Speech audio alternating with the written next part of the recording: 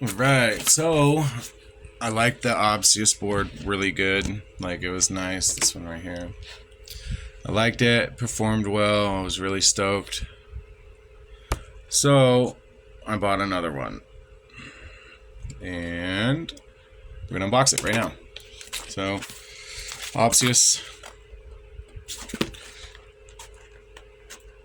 Okay. Oh, nice. Everything comes in their little tins, which is kind of cool. So this is trucks. This is a little tin with wheels. And this is the tin with the deck. Let's take a look at the deck. Oh, yeah, that's dope.